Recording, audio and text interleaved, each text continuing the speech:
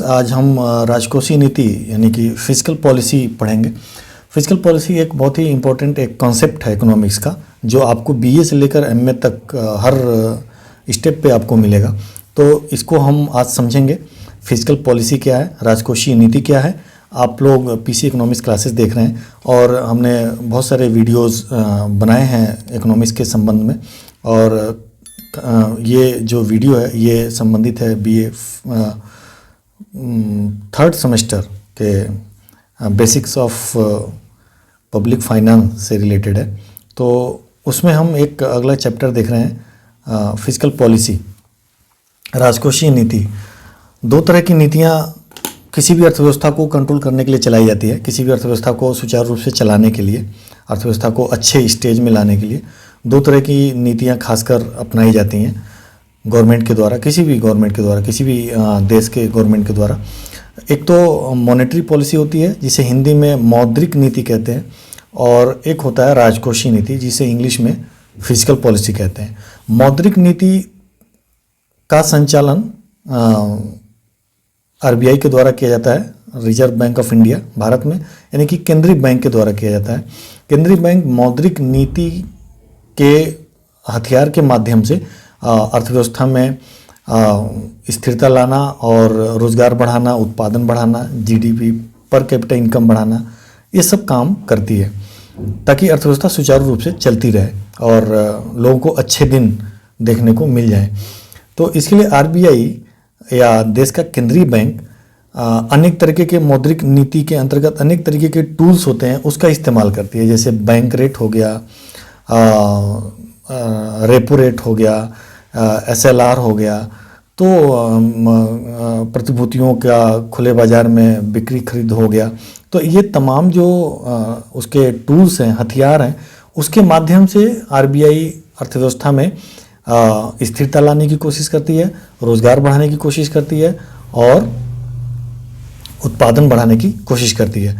तो ये तो हो गई मौद्रिक नीति, जो आरबीआई मुद्रा की पूर्ति और उसके तमाम टूल्स को बदल करके अर्थव्यवस्था में स्थिरता लाने की कोशिश करती है। एक दूसरा तरीका है राजकोषीय नीति। ये गवर्नमेंट संचालित करती है, जो जैसा कि राजकोषीय नीति, राजकोष से संबंधित नीति जो संचालित की जाती है उसे राजकोषीय नीति कहते हैं। राजकोषीय नीति मतलब राजकोष, राजकोषीय नीति, राजकोष यानी कि सरकार का जो कोष है उसके द्वारा जो नीति अपनाई जाती है गवर्नमेंट के द्वारा, और उसके माध्यम से अर्थव्यवस्था में रोजगार, उत्पादन या बहुत सारी चीज़ों को बदलने की कोशिश की जाती है, उसको हम कहते हैं राजकोषीय नीति। तो राजकोषीय नीति में जैसा कि शब्द में हम समझ गए कि राजकोष का मतलब हो गया कि सरकार का कोष जो है उसके द्वारा जो नीति अपनाई जाएगी। तो सरकार का कोष किससे बनता है? सार्वजनिक आय से। सार्वजनिक आय का मुख्य जरिया क्या है? टैक्स है, करारोपण है। टैक्स लगा करके गवर्नमेंट आमदनी इकट्ठा करती है, और सार्वजनिक ऋण से, जब उसका टैक्स से काम नहीं चलता है, व्यय नहीं पूरा होता है, तो वो सार्वजनिक ऋण लेती है या घाटे की वित्त व्यवस्था, डेफिसिट फाइनेंस करती है। तो इसके माध्यम से वो अपना कोष का निर्माण करती है, और उस कोष का फिर क्या करती है? व्यय करती है, खर्चा करती है। अर्थव्यवस्था में सड़क बनवाती है, लोगों को बेरोजगारी भत्ता देती है, सब्सिडी देती है, बड़े सुरक्षा व्यवस्था पे खर्च करती है, पुलिस व्यवस्था पे खर्च करती है, रक्षा व्यवस्था बाहरी देशों के आक्रमण से बचाने के लिए रक्षा पे खर्च करती है, सड़कें बनवाती है और इंडस्ट्री बनवाती है, बड़े उद्योगों का निर्माण करती है जिसमें प्राइवेट व्यक्ति नहीं हाथ लगाता है, उसको गवर्नमेंट पूरा करती है। तो ये अस्पताल बनाएगी, शिक्षा के लिए स्कूल खोलेगी। तो ये बहुत सारे जो खर्चे होते हैं उसको हम सार्वजनिक व्यय कहते हैं। तो इस किस चीज़ पे खर्चा करना है? लोगों का सब्सिडी देना है, लोगों को फ्री राशन देना है, अस्पताल खोलना है, क्योंकि जैसे व्यक्ति की आवश्यकताएं अनंत होती हैं, वो पूरा नहीं कर पाता है अपनी आमदनी से, तो जो प्रमुख आवश्यकताएं होती हैं उन्हीं को पूरा कर पाता है, फिर भी लगा रहता है। इसी प्रकार गवर्नमेंट के भी बहुत तेरे आवश्यकताएं हैं जो पूरा करने होते हैं, व्यय करने होते हैं। लोगों की स्वास्थ्य संबंधी आवश्यकताएं, शिक्षा संबंधी आवश्यकताएं, देश को सुरक्षा भी देना है। तो उसको हम कहते हैं सार्वजनिक व्यय। तो इसमें वो परिवर्तन करती है, किस पे खर्चा करना है ज़्यादा, किस पे कम खर्चा करना है। हर साल गवर्नमेंट एक बजट आवंटित करती है कि रक्षा पे ज़्यादा खर्चा करना है, शिक्षा पे कम खर्चा करना है, या शिक्षा पे ज़्यादा खर्चा करना है, स्वास्थ्य सुविधाओं पे कितना खर्चा करना है, आयुष्मान में कितना पैसा देना है। तो ये तमाम जो आवश्यकता के लिए मुँह बाय खड़े हैं, जो ये तमाम आवश्यकताएं, इनके लिए गवर्नमेंट पैसा आवंटित करती है। तो इसको किस तरीके से, विभिन्न आवश्यकताओं को किस तरीके से पूरा करेंगे, टैक्स कितना बढ़ाएंगे ताकि हम उससे कोष इकट्ठा कर पाएंगे ताकि हम इन आवश्यकताओं को पूरा कर पाएं। तो ये जो तमाम खर्चे हैं, इनको पूरा करने के लिए जो नीतियां अपनाती है, जो तरीके अपनाती हैं कि रोजगार कैसे बढ़ेगा, कैसे उत्पादन बढ़ेगा, जीडीपी कैसे बढ़ेगा, मूल्य स्तर को कैसे हम स्थिर रखेंगे, किस प्रकार से लोगों के स्वास्थ्य सुविधाओं को बढ़ाया जाए ताकि जीडीपी बढ़े, स्वास्थ्य बढ़ेगा, अच्छा रहेगा तो लोग ज़्यादा काम करेंगे तो ज़्यादा उत्पादन होगा। तो ये जो जिस तरीके से वो इन पे खर्चा करती है और जिस तरीके से कर का निर्धारण करती है, कर हमें किससे कितना लेना है, टैक्स बढ़ाना है, घटाना है, कम करना है, या हमें और टैक्स बढ़ाना है, ये तय करती है। यही नीति होती है। कितना ऋण लेना है विदेशों से, कितना देश के अंदर से ऋण लेना है, नहीं लेना है, डेफिसिट फाइनेंसिंग करना है, यानी कि नए मुद्रा छापना है, नहीं छापना। ये सब जो निर्णय लिए जाते हैं वो क्या कहलाते हैं, राजकोषीय नीति। यानी कि सरकार के द्वारा जो आय व्यय के लिए नीति बनाना है उसको हम राजकोषीय नीति कहते हैं। किस उद्देश्य के लिए, तो अर्थव्यवस्था में रोजगार को कैसे बढ़ाया जाए, कैसे हम मूल्य को स्थिर रखें, ज़्यादा मुद्रास्फीति ना आए, किस प्रकार से हम जीडीपी को बढ़ाएं, पर कैपिटा इनकम को बढ़ाएं। तो इन उद्देश्यों को पूरा करने के लिए जब गवर्नमेंट अपने आय व्यय के नीतियों को निर्धारण करती है, आय व्यय के कंपोनेंट्स को निर्धारित करती है, इसको हम कहते हैं राजकोषीय नीति। इस नीति के माध्यम से गवर्नमेंट चलाती है। अब राजकोषीय नीति के मुख्य रूप से दो अवधारणाएं हो सकती हैं, एक तो परंपरागत पहले का, और एक नया आधुनिक अवधारणा क्या होगा। पहले का अवधारणा यानी कि क्लासिकल, और नया अवधारणा यानी कि किन्स का अवधारणा। इन दोनों को थोड़ा सा संक्षिप्त में देख लेते हैं। क्लासिकल अवधारणा में हम जानते हैं कि एडम स्मिथ, मार्शल, पीगू, मील, रिकार्डो, ये लोग क्लासिकल अवधारणा में आते हैं। तो क्लासिकल अर्थशास्त्रियों ने कहा कि राजकोषीय नीति को बहुत ही संकीर्ण और संक्षिप्त में रखा। उन्होंने कहा कि गवर्नमेंट को बहुत ज़्यादा अर्थव्यवस्था में हस्तक्षेप नहीं करना चाहिए, गवर्नमेंट को ज़्यादा टैक्स नहीं लगाना चाहिए, बहुत ही काम चलाऊ टैक्स लगाना चाहिए, गवर्नमेंट को ज़्यादा व्यय नहीं करना चाहिए, केवल उसको देश के बाहर सुरक्षा व्यवस्था का इंतजाम करना चाहिए ताकि अर्थव्यवस्था सुरक्षित रहे, विदेशी आक्रमणों से बचा रहे, और इसके लिए उसे कम से कम खर्चा करना चाहिए और कम से कम टैक्स लगाना चाहिए ताकि लोगों का व्यय प्रभावित ना हो, कीमत प्रभावित ना हो, मूल्य स्तर प्रभावित ना हो। तो इसलिए गवर्नमेंट बहुत ही कम हस्तक्षेप करे राजकोषीय नीति के माध्यम से, अर्थव्यवस्था में बाजार को स्वतंत्र रूप से चलने दे, उसको कोई बाधा ना पहुंचाए। इसके आगे बढ़ के उन्होंने कहा कि बजट हमेशा संतुलित होना चाहिए, बैलेंस्ड बजट की वकालत किया क्लासिकल इकोनॉमिस्ट ने। उन्होंने कहा कि जितना आमदनी हो उतना ही खर्चा हो, यानी कि जितना कर से, टैक्सेशन से जितना आय प्राप्त हो उतना ही व्यय हो, उससे ज़्यादा व्यय ना हो, जिससे कि घाटे की वित्त व्यवस्था की योजना ना बनानी पड़े। अर्थात घाटे की वित्त व्यवस्था के बिल्कुल खिलाफ थे क्लासिकल इकोनॉमिस्ट, क्लासिकल अर्थशास्त्री। विदेशी ऋण और कर्जे के खिलाफ थे क्लासिकल अर्थशास्त्री। उनका ये मानना था कि कम से कम टैक्स लगाइए और कम से कम व्यय करिए, केवल सुरक्षा व्यवस्था बनाए रखिए ताकि अर्थव्यवस्था पूरी तरह से, बाजार अपने हिसाब से काम करता रहे। यदि मूल्य ऊपर जाता है तो अपने आप लोग अधिक लाभ के लालच में आकर अधिक उत्पादन करेंगे, उत्पादन बढ़ जाएगा और मूल्य नीचे आ जाएगा। तो इस तरीके से क्लासिकल अर्थशास्त्रियों ने राजकोषीय नीति को ज़्यादा तवज्जो नहीं दिया। लेकिन जब 1930 में विश्व में मंदी छा गई, पूरे विश्व में क्लासिकल अर्थशास्त्रियों के सुझाए गए हिसाब से सभी अर्थव्यवस्थाएं चल रही थी, और खासकर यूरोप की अर्थव्यवस्था जब बहुत ही मंदी के चपेट में आ गई 1930 में, और क्लासिकल अर्थशास्त्रियों के द्वारा बताए गए नीति के हिसाब से अर्थव्यवस्था ठीक नहीं हो रही थी, डिप्रेशन में चली गई, बेरोजगारी बढ़ने लगी, उत्पादन गिरने लगा, लोग इन्वेस्टमेंट करने को तैयार नहीं थे। तो ये तमाम समस्याएं जब देश में आ गई और बेरोजगारी बेतहाशा बढ़ गई और लोगों के हाथों में खर्च करने के लिए पैसे नहीं बचे, उद्योग धंधे बंद होने लगे, रोजगार गिरने लगा, तो ऐसी स्थिति में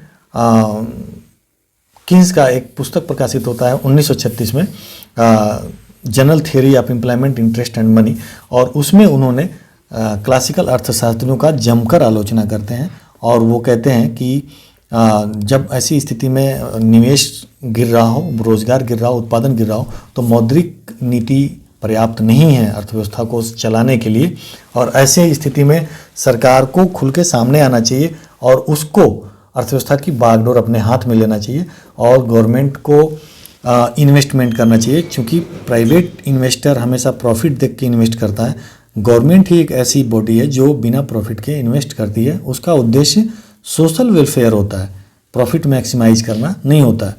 तो ऐसे में गवर्नमेंट को इन्वेस्ट करना चाहिए और जिससे कि लोगों के हाथों में पैसे जाए। इन्वेस्ट करने का मतलब कहीं काम करेगी गवर्नमेंट, कोई उद्योग धंधा चलाएगी या कुछ नहीं, सड़क ही बनवाएगी, तो इससे लोगों को काम मिलेगा, उनके हाथों में पैसे जाएंगे।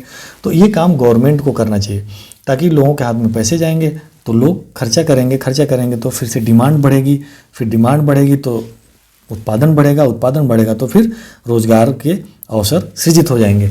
तो राजकोषीय नीति का जन्म ही एक तरह से मुख्य रूप से किन्स के द्वारा माना जाता है किया गया, और किन्स ने राजकोषीय नीति का पूरी तरह से निर्माण किया और तब से प्रत्येक सरकारें राजकोषीय नीति बनाती हैं, बजट बनाती हैं और पूरा आर्थिक एक पूरा सिनारियो तैयार होता है और आय के जरिया सृजित करती है गवर्नमेंट, और फिर उसको व्यय करने के लिए तमाम जो रास्ते हैं, तमाम जो क्षेत्र हैं, उन पे वो व्यय भी करती है। और ये सही बात है कि अर्थव्यवस्था में बहुत सारे ऐसे क्षेत्र हैं जो कोई व्यक्ति जिसमें इन्वेस्ट नहीं करेगा, उसमें गवर्नमेंट को ही इन्वेस्ट करना पड़ेगा, चाहे वो सड़क हो, स्वास्थ्य हो। और मेरा व्यक्तिगत मानना है कि गवर्नमेंट को 3 क्षेत्र तो बिल्कुल नहीं छोड़ना चाहिए। एक तो शिक्षा, स्वास्थ्य और सुरक्षा, SSS, शिक्षा, स्वास्थ्य, सुरक्षा। तो शिक्षा कभी भी प्राइवेट व्यक्ति के हाथ में नहीं देना चाहिए, प्राइवेट में नहीं भेजना चाहिए, गवर्नमेंट को उसमें अपने हाथ में लेकर रखना चाहिए। और स्वास्थ्य गवर्नमेंट को अपने हाथ में लेना चाहिए, इसको भी प्राइवेट में नहीं देना चाहिए। प्राइवेट करे अपना काम, लेकिन गवर्नमेंट अपना बिल्कुल उसमें योगदान रखे, बनाए रखे, कंट्रोल पूरा अपने हाथ में रखे। और सुरक्षा, सिक्योरिटी, हर व्यक्ति को सिक्योरिटी देना जरूरी है। व्यक्ति सुरक्षित महसूस करेगा तो वो कभी भी कितना भी काम कर सकता है और अर्थव्यवस्था में योगदान कर सकता है। यदि वो सुरक्षित नहीं है, उसे पता है कि मैं काम करूं और पता चले कि कोई और आया और पिस्टल लगा करके लेके चला गया, तो काम नहीं करेगा, वो हतोत्साहित होगा। तो सुरक्षा गवर्नमेंट की जिम्मेदारी है और गवर्नमेंट सुरक्षा गवर्नमेंट को देना चाहिए और इसके लिए गवर्नमेंट को पर्याप्त उस पर काम करना चाहिए। ये 3 चीज़ प्राइवेट में दे भी नहीं सकते, तो इसको गवर्नमेंट को बना के रखना चाहिए। बाकी स्वास्थ्य और शिक्षा में तो प्राइवेटाइजेशन हो ही रहा है, सुरक्षा में अभी प्राइवेटाइजेशन नहीं हो सकता है, क्योंकि सुरक्षा अब जैसे पुलिस व्यवस्था यहाँ का डीएम है, कोई इस जिले का किसी जिले का डीएम है, तो ऐसा नहीं कि अब रिलायंस का भी डीएम बैठा दिए, जियो का डीएम बैठा दिए, जो डीएम बढ़िया काम करेगा उसके यहाँ, तो इससे अव्यवस्था फैल जाएगी, फिर पैसे और घूसखोरियाँ बढ़ जाएंगी, कंपटीशन बढ़ जाएगा। फिर कंपटीशन बढ़ेगा तो डीएम को काम तब मिलेगा जब अधिक अपराध बढ़े, तो अपराध बढ़ाने के लिए फिर गैंगस्टर खड़े करने पड़ेंगे। तो इसका प्राइवेटाइजेशन करना सही भी नहीं है। सुरक्षा व्यवस्था तो पूरी तरह से गवर्नमेंट ही चलाए और उसको मोनोपोली उस पर गवर्नमेंट का रहे। तो फिजिकल पॉलिसी खासकर किन्स के बाद बहुत तेज़ी से बढ़ा और उसके बाद हर सरकारों ने अर्थव्यवस्था में अपना रोल निभाना शुरू किया। तो आज इसी के बारे में हम चर्चा करेंगे और गवर्नमेंट फिजिकल पॉलिसी कैसे बनाती है और गवर्नमेंट फिजिकल पॉलिसी क्यों बनाती है और उसका उद्देश्य क्या है। खासकर अल्प विकसित देशों में, जो विकासशील देश हैं, डेवलपिंग कंट्रीज़ हैं, वहाँ पे कीन्स का पूरी तरह से हूबहू थ्योरी हम लागू नहीं कर सकते हैं, क्योंकि जो कीन्स का थ्योरी था वो इफ़ेक्टिव डिमांड पर आधारित था। उन्होंने ये मान के चला था कि जो डेवलप कंट्रीज़ हैं उसको ध्यान में रख के उन्होंने नीतियाँ सुझाई थी। उन्होंने कहा था कि जो इफ़ेक्टिव डिमांड है उससे कम डिमांड होगा तो अर्थव्यवस्था में बेरोजगारी फैलेगी। तो उन्होंने डिमांड को प्रेरित करने के लिए जो नीति तैयार की वो विकसित देशों के लिए था। डिमांड को प्रेरित करने के लिए हम सेम नीति डेवलपिंग कंट्रीज में लागू नहीं कर सकते हैं। डेवलपिंग कंट्रीज में हमें समस्या हमारे सामने दूसरे तरह की होती है। यहाँ पूर्ति पक्ष से भी समस्या होती है, सप्लाई ही नहीं होती है, सेविंग नहीं होती है, क्योंकि लोगों की इनकम नहीं है। तो राजकोषीय नीति की उद्देश्य क्या है अल्प विकसित देशों में, ये हम समझेंगे। और आई होप कि आपको ये जो फिजिकल पॉलिसी का बेसिक जो कंसेप्ट है वो समझ में आया होगा थोड़ा बहुत। तो अब हम देखते हैं इसको कि राजकोषीय नीति के उद्देश्य क्या हैं और ये क्या होता है। थोड़ा इस स्लाइड के माध्यम से समझने की कोशिश करते हैं। राजकोषीय नीति से तात्पर्य सरकार के व्यय, कर, ऋण तथा ऋण के प्रबंधन से संबंधित उन नीतियों तथा कार्यकलापों से है जिनका प्रयोग सरकार रोजगार में वृद्धि, उत्पादन में वृद्धि, राष्ट्रीय आय में वृद्धि तथा मूल्य स्तर पर वांछित प्रभाव लाने तथा अवांछित प्रभावों को टालने के उद्देश्य से करती है। तो राजकोषीय नीति का मतलब यानी कि जो मैंने शुरू में बताया कि राजकोषीय मतलब राजकोष जो सरकार का कोष है उसका उपयोग, इस्तेमाल किस प्रकार से हमें व्यय करना है, किस तरीके से व्यय करना है, टैक्स कितना लेना है, ऋण कैसे प्राप्त करना है और उसको कैसे विदेशों से ऋण कितना लेना है, देश से ऋण कितना लेना है, इन सब के सबसे संबंधित जब नीतियों का निर्धारण करती है गवर्नमेंट और उनका प्रयोग रोजगार में वृद्धि, उत्पादन में वृद्धि, राष्ट्रीय आय में वृद्धि तथा मूल्य स्तर को नियंत्रित करने के लिए करती है तथा अवांछित प्रभावों को टालने के उद्देश्य से करती है। अवांछित प्रभाव मतलब कि कहीं ऐसा नहीं कि रोजगार बढ़ाने के चक्कर में गवर्नमेंट ने ज़्यादा पैसे खर्च कर दिए, लोगों को रोजगार दे दिया और उसके चक्कर में मूल्य कीमत बढ़ गया। तो उसको भी रोकना है कि लोगों के पास पैसे जाएंगे, रोजगार मिलेगा तो पैसे जाएंगे तो लोग मार्केट में जाएंगे, डिमांड करेंगे, वस्तुओं की डिमांड होगी तो कीमत बढ़ेगी। हम जानते हैं कि जब डिमांड बढ़ती है तो कीमत बढ़ती है। तो ये इसको भी रोकना होता है। एक तरफ रोजगार भी बढ़ाना है और एक तरफ कीमत को भी नहीं बढ़ने देना है, रोक के रखना है। तो दूसरे शब्दों में हम कह सकते हैं राजकोषीय नीति का संबंध आर्थिक नीति के उन पहलुओं से है जो सार्वजनिक बजट के क्रियाशीलन से उत्पन्न होता है। तो सार्वजनिक बजट हम जानते हैं कि सरकार हर साल सार्वजनिक बजट पेश करती है और उस बजट में पैसा कहाँ से आएगा, किन किन माध्यमों से पैसा आएगा, टैक्स से कितना आएगा और अन्य सोर्सेस से कितना आएगा और पैसा किस पे खर्च किया जाएगा, किन किन स्वास्थ्य पे, सुरक्षा पे, सड़क पे, बिजली पे या अन्य क्षेत्रों पे कितना पैसा खर्च किया जाएगा, ये पूरा ब्यौरा देती है और राजकोषीय नीति का एक हिस्सा है। वहीं पे राजकोषीय नीति तय होती है कि कैसे गवर्नमेंट किन किन क्षेत्रों पे कैसा कैसा खर्च करेगी। तो वहीं पे राजकोषीय नीति का निर्धारण हो जाता है। राजकोषीय नीति खासकर विकासशील देशों में और अल्प विकसित देशों में राजकोषीय नीति का उद्देश्य बिल्कुल अलग होता है, जबकि विकसित देशों में राजकोषीय नीति का उद्देश्य बिल्कुल अलग होता है। विकसित देशों के संदर्भ में कीन्स ने बताया कि इफेक्टिव डिमांड में कमी होने के कारण जो मंदी आई थी 1930 में, तो उन्होंने इफेक्टिव डिमांड को कैसे बढ़ाया जाए उसके संबंध में उन्होंने सजेशन दिए थे, नीति निर्धारित किए थे। लेकिन अल्प विकसित देशों में या विकासशील देशों में स्थिति बिल्कुल उल्टा है। यहाँ पे मांग में कमी नहीं है, मांग तो है, सप्लाई में कमी है, सप्लाई नहीं है और सप्लाई ना होने के कारण बचत नहीं है, इन्वेस्ट नहीं है, इंफ्रास्ट्रक्चर नहीं है। तो इसलिए हम कीन्स के पूरी नीतियों को हूबहू विकासशील देशों के संबंध में लागू नहीं कर सकते हैं। यहाँ पे मामला संरचनात्मक समस्या से संबंधित है, तो उसी के बारे में हम यहाँ पे चर्चा करेंगे और ये देखेंगे कि अल्प विकसित देशों में राजकोषीय नीति का उद्देश्य क्या है, उसका क्या उद्देश्य होता है। तो सबसे जो पहला उद्देश्य होता है राजकोषीय नीति का, वो है पूर्ण रोजगार को लाना। अल्प विकसित या विकासशील देशों में बेरोजगारी बहुत भयंकर होती है, अनुप्रयुक्त संसाधन अत्यधिक होते हैं, अनयूटिलाइज रिसोर्सेज बहुत ज़्यादा होते हैं। तो ज़रूरी होता है गवर्नमेंट के लिए कि उन सभी संसाधनों को कैसे हम उत्पादन के कार्यों में लगाएं और उनसे हम उत्पादन ज़्यादा से ज़्यादा लें, ताकि जीडीपी पर कैपिटल इनकम बढ़ाया जा सके और समृद्धि लाया जा सके। तो इसके लिए गवर्नमेंट क्या करती है, गवर्नमेंट व्यय करती है, टैक्स लेती है और फिर उसको व्यय करती है, सड़क बनवाती है, स्कूल बनवाती है और उसमें लोगों को रोज़गार मिलता है, बेरोजगारी भत्ता देती है, लोगों को काम में लगाती है, कहीं फैक्ट्री बनाती है तो उसमें अन्य फैक्ट्रियों को प्रोत्साहन देती है कि वो इंडस्ट्री लगाएं, काम धंधे शुरू करें, स्टार्टअप लाती है ताकि लोगों को रोज़गार में लाया जा सके और उनका एनर्जी को उपयोग किया जा सके और लोग पूर्ण रोज़गार में भी आ जाएं। तो इस तरह से जो जीडीपी है देश का वो बढ़ेगा। तो पूर्ण रोज़गार को प्राप्त करना राजकोषीय नीति का उद्देश्य है। दूसरा, मूल्य में स्थिरता कैसे लाया जाए, प्राइस स्टेबिलिटी बहुत ही इम्पोर्टेंट एक हेडेक होता है गवर्नमेंट का, क्योंकि कीमत का बहुत ज़्यादा बढ़ जाना भी खासकर मजदूर वर्ग के लिए, गरीब के लिए बहुत ही चिंताजनक होता है, क्योंकि उसकी आमदनी वैसे ही कम होती है और जब वो सारा पैसा कीमत बढ़ने के कारण अधिक पैसा वो अपने आवश्यकता को पूरा करने पे ही खर्च कर देगा तो वो कुछ बचा नहीं पाएगा और नहीं बचा पाएगा तो उसकी जो अर्थव्यवस्था में जो ज़रूरत है इन्वेस्टमेंट की वो नहीं हो पाएगी।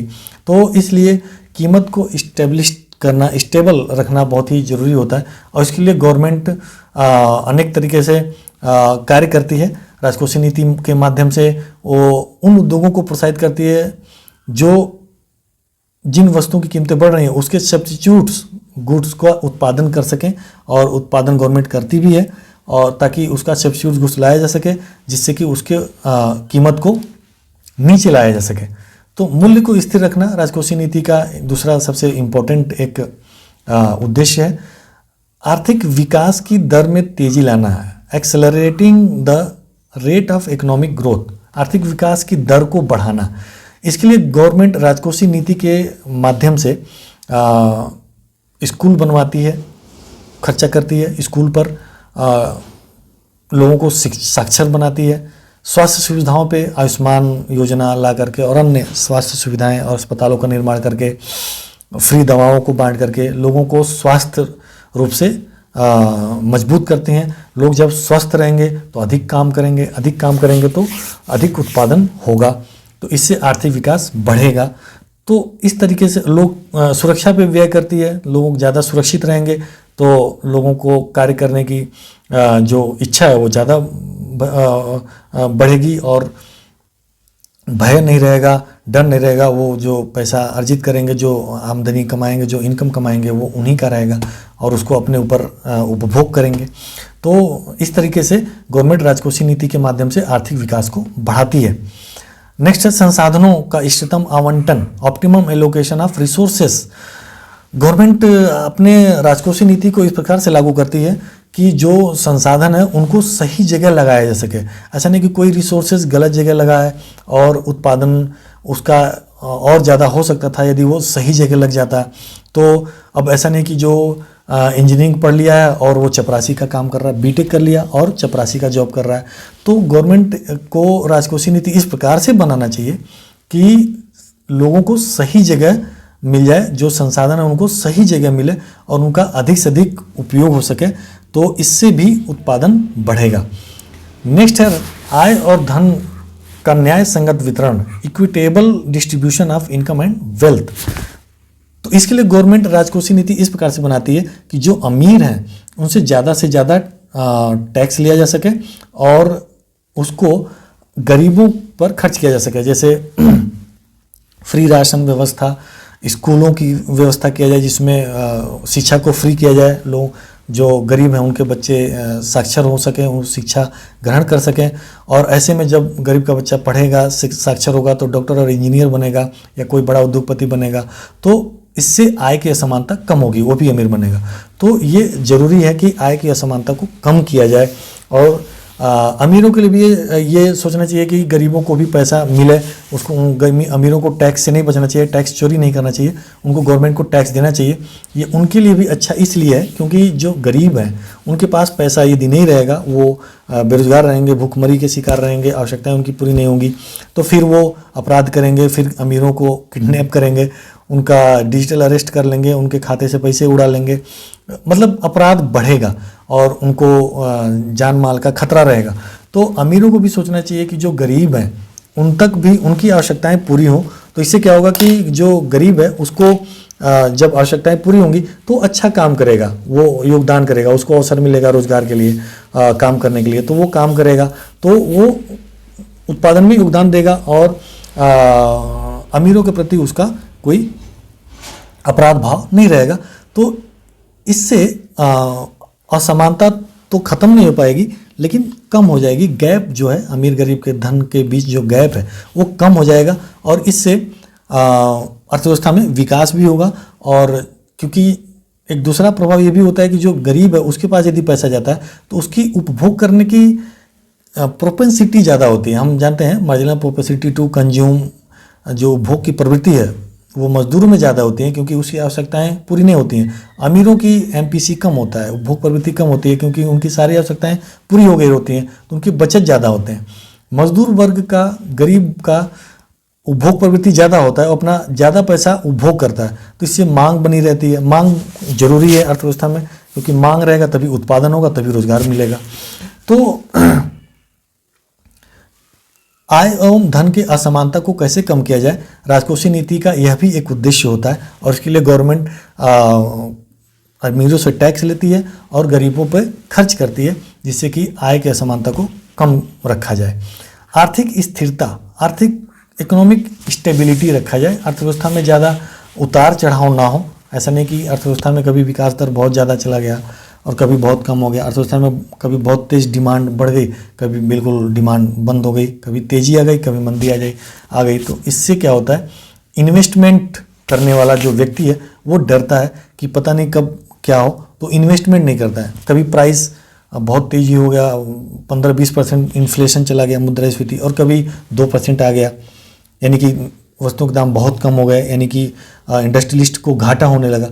तो ऐसा नहीं होना चाहिए, स्टेबिलिटी होना चाहिए। 3 से 4% का जो